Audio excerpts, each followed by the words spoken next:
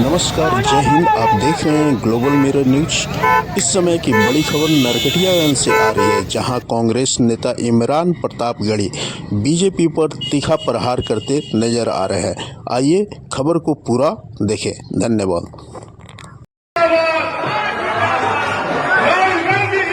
बेच रहा है इसी काम में हासिल उसे महारत बेच रहा है कि रेल बिक गई, तेल बिक गया, बिका हवाई अड्डा। अब तैयार है ना नरकटियागंज वालों कि रेल बिक गई, तेल बिक गया, बिका हवाई अड्डा। सब कुछ बिकता देख के खुश है अपने जेपी नड्डा। कि जनता महंगाई की मारी करती हाहाकार, कहाँ सोया है चौकीदार, कहाँ सोया है चौकीदार। अंत में बस आपसे इतना कहता हूं चंपारण के साथियों, मैंने आज इस इलाके को जितना जाना समझा और सबसे बात की, अध्यक्ष जी से भी मेरी बात हो रही, तो इस इलाके का जो किसान है, इस इलाके का जो युवा है, इस इलाके की बेटियां शिक्षा के लिए जितना उन्हें संकट उठाना पड़ता है, कोई कायदे का विद्यालय नहीं है, कोई कायदे के स्कूल नहीं है, कॉलेज नहीं है। इस इलाके को विशेष रूप से सरकार के द्वारा प्रोत्साहित किए जाने की आवश्यकता है। और मैं आपसे वादा करता हूं, संविधान बचाने, लोकतंत्र बचाने की इस लड़ाई में कांग्रेस पार्टी के साथ खड़े हुई है।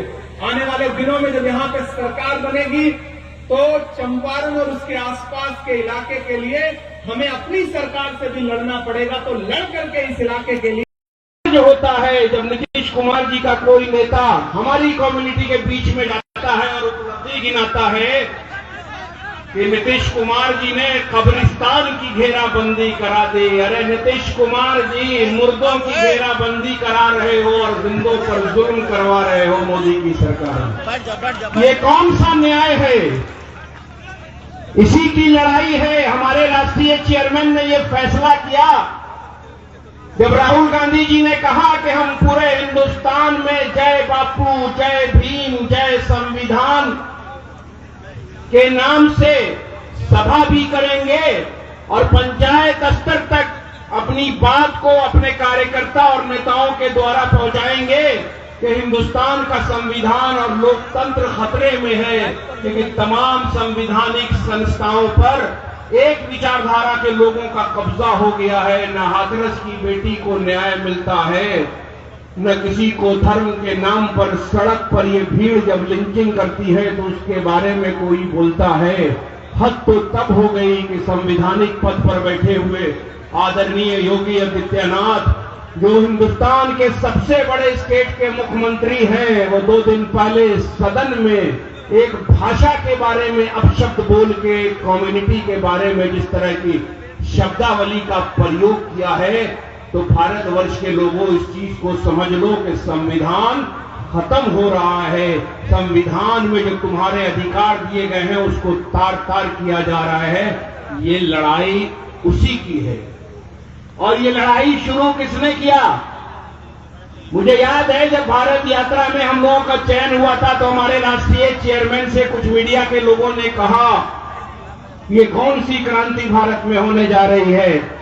तो हमारे राष्ट्रीय चेयरमैन ने कहा था, सर मैं आपकी बात यहां पे करना चाहता हूं कि जो हर जालिम से टकराएगा वो आंधी बनाऊंगा, जो हर जालिम से टकराएगा वो आंधी बनाऊंगा। नए अंग्रेज आए हैं, नया गांधी बनाऊंगा। तो ये नया गांधी हाथ में संविधान की किताब लेके पूरे हिंदुस्तान के हर लोगों से ये विनती करता है कि आओ हम सब साथ मिलके 1942 में अध्यक्ष जी जब भारत छोड़ो आंदोलन शुरू हुआ था, कांग्रेस की अध्यक्षता मौलाना आजाद कर रहे थे, बॉम्बे में अधिवेशन हुआ था। उस जमाने में हिंदुस्तान का हिंदू और मुसलमान जब एक थाली में खाना शुरू किया तो अंग्रेजों को लगा कि अब हिंदुस्तान से हमारा राजपाट और बोरिया बिस्तरा बनने वाला है। तो ये नया गांधी जो आए हैं इनके ऊपर भी वही दायित्व है, क्योंकि बापू की कर्म भूमि से हमारे राष्ट्रीय चेयरमैन संविधान जिंदाबाद सम्मेलन कर रहे हैं, क्योंकि मुल्क की आजादी बापू के नेतृत्व में मिली और संविधान 26 जनवरी 1950 को पटल पे रखा गया। मगर जब बाबा साहब भीमराव अंबेडकर संविधान को पटल पे रख रहे थे तो उन्होंने कहा था संविधान तो बहुत सुंदर है, इसमें भारत के हर वर्ग के लोगों को अधिकार मिला है, मगर ये डिपेंड करता है कि उसके लागू करने वाले लोग कौन सी विचारधारा के होते हैं। तो दुर्भाग्य है इस मुल्क का, जिन्होंने संविधान का विरोध किया, जिन्होंने तिरंगे का विरोध किया, वही विचारधारा के लोग आज पर इख्तियार हिंदुस्तान की कुर्सी पर बैठे हैं। न रोजगार की बात करते, न महंगाई की बात करते, न मां बहन को न्याय दिलाने की बात करते, न किसानों का सम्मान करते, न समाज के किसी वर्ग के अधिकार की बात करते, सिर्फ नफरत की बात करते हैं और मुल्क को आर्थिक गुलामी की तरफ ले जा रहे हैं। इसलिए नरकटियागंज के लोगों और पश्चिमी चंपारण के लोगों, हमारे सम्मानित अध्यक्ष डॉक्टर अखिलेश प्रसाद सिंह जी और माननीय सांसद और हमारे राष्ट्रीय अध्यक्ष इमरान प्रताप गढ़ी जी का अभी आपने वक्तव्य सुना होगा। दोनों राज्यसभा के सम्मानित सदस्य हैं और दोनों ने मुखर रूप से जो बजट पेश किया गया उसके ऊपर जो अपनी बात रखी है, बिहार से सौतेला व्यवहार हो रहा है, बिहार को लेबर उद्योग बना दिया गया है। हम लोग जब भारत यात्रा में चल रहे थे तो कन्याकुमारी से कश्मीर तक सड़क पर बिहारी मिलते थे, कोई रिक्शा चला रहा है, कोई मजदूरी का काम कर रहा है, यहाँ कोई रोजगार की व्यवस्था नहीं है। वही बिहार था जो बिहार के पहले मुख्यमंत्री श्री बाबू के नेतृत्व में सबसे डेवलप स्टेट कहा जाता था, क्योंकि वो कांग्रेस की सुंदर विचारधारा की सरकार थी जो आम नागरिक को अधिकार देने की बात करती थी, जिसकी आइडियोलॉजी सेकुलर और प्रोग्रेसिव है।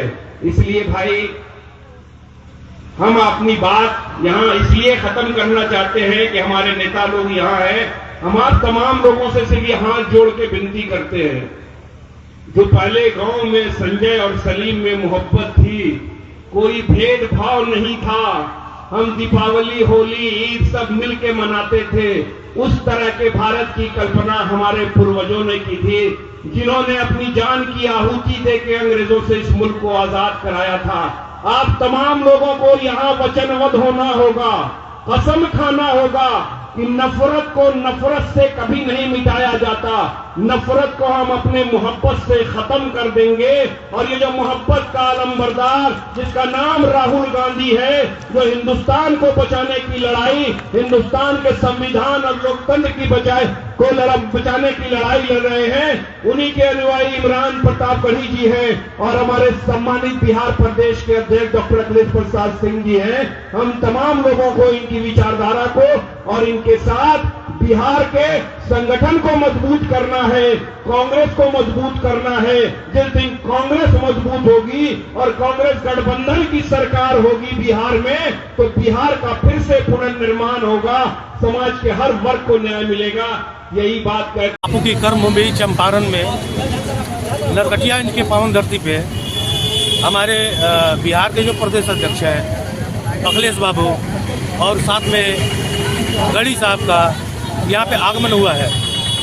संविधान बचाओ सम्मेलन का यहाँ पे एक समझिए कि कार्यकर्ता या पूरा समझिए जनसमूह इकट्ठा हुआ है उसको बचाने के लिए। तो जो हमारे नेता प्रतिपक्ष हैं श्री राहुल गांधी जी, जब वो चढ़ बढ़ के इस देश में हिस्सा ले रहे हैं तो हम बड़ा क्यों पीछे रहे। पार्टी जैसे जैसे आगे से आदेश कर रही है हम वैसे खड़ा है। जब मेरा नेता आगे है तो हम लोग भी आगे चढ़ बढ़ के हिस्सा लेंगे। क्या नाम हुआ आपका? जी मेरा नाम हुआ प्रशांत कुमार द्विवेदी उर्फ जीतू दुबे, ठीक है। और यहाँ पे जितने हमारे ये पब्लिक दिखाई दे रहे हैं, जितने हमारे माताएं बंधु हैं पीछे में हैं, ठीक है ना, हम लोग यहाँ पे बिहार में बदलाव चाहते हैं, ठीक है ना, क्योंकि हम लोग ऊब चुके हैं, इस सरकार से हम लोग ऊब चुके हैं। लोग बोलते हैं कि 70 साल से इस देश में कुछ नहीं हुआ है।